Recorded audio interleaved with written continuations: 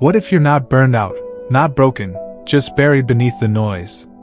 You wake up, hit your deadlines, check every box, and still feel like something's missing.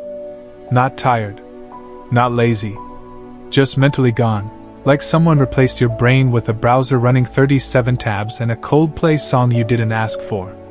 This isn't just stress. It's a silent identity crisis. And the scariest part? You don't even know it's happening. The wildest part? You don't even realize it's happening. You're scrolling, working, replying to group chats you secretly hate, and calling it productivity. Meanwhile, your soul is in the background, lighting a metaphorical cigarette, whispering, "This is fine." You think everything's under control, until something tiny snaps. For me, it was pants.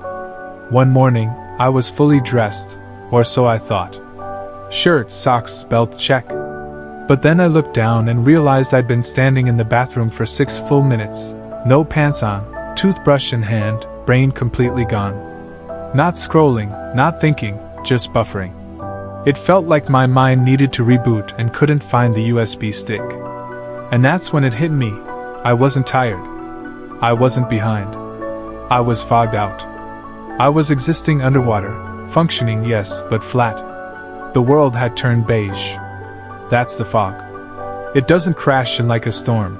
It seeps in like a gas leak. Slowly, silently, until one day you realize you've been breathing poison and calling it air. And no one warns you because we've normalized it. We laugh it off. Hot mess express.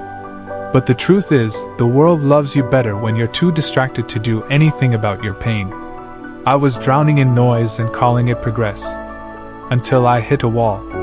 Not metaphorical, a real one made of calendar invites, unread notifications, and a chorus of my own thoughts, all screaming over each other like drunk raccoons in a group chat. That wasn't a spiritual epiphany. It wasn't glamorous. It was just me, pantsless in front of a mirror, whispering, "This cannot be peak human consciousness." And strangely, that ridiculous moment was the start of everything. Because once you notice the fog, you can't unsee it. And what comes next isn't comfort, it's clarity. Real, raw, dangerous clarity. But before that comes the noise. And to face it, you have to walk straight into it. My mind had become a hoarder's house. Not lazy, just overloaded. I was stockpiling thoughts, old ones, dumb ones, regret-shaped ones. Half-finished ideas from 2019 stacked like emotional Jenga. Every day felt precarious, like moving too fast might collapse the whole structure. But I didn't notice. We don't talk about mental clutter, we glorify it. We wear burnout like a badge of honor.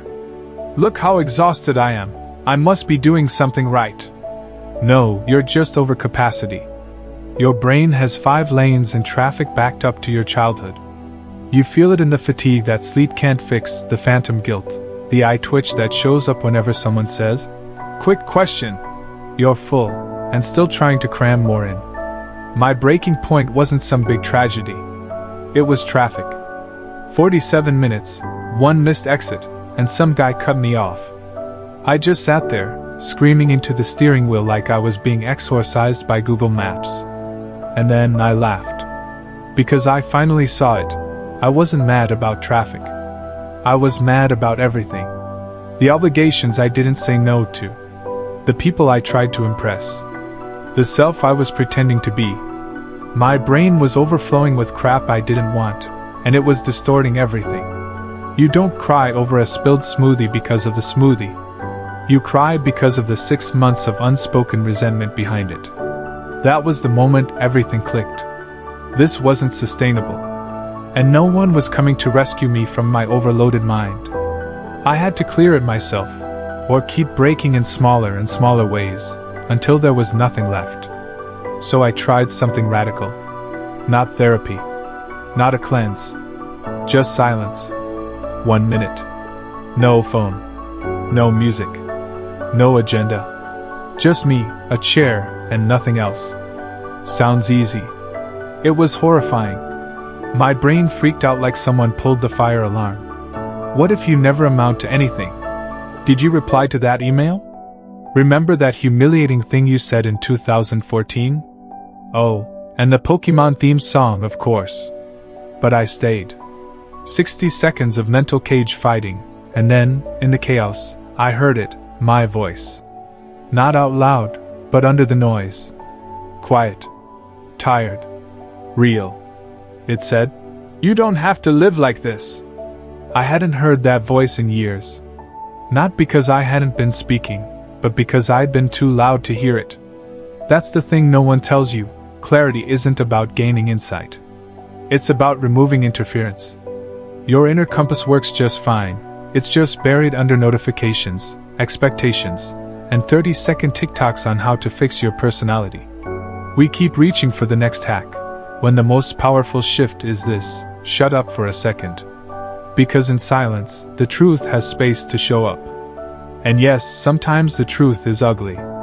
But you can't clean a house in the dark. And most of us are living in pitch black, wondering why we keep tripping over the furniture. That 1 minute didn't fix me. But it showed me what needed fixing. Not through force, but stillness. So I kept going. 1 minute became 2, then 10.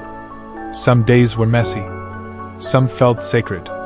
But every time, I got a little closer to me, the me beneath the noise. That me wasn't broken. Just buried. Clarity, it turns out, has side effects. It pisses people off. You think you'll become more peaceful and everyone will cheer? Think again. The moment you start saying no, people start twitching. What do you mean you can't make it? Why didn't you respond sooner? You've changed. Yeah, I have. On purpose.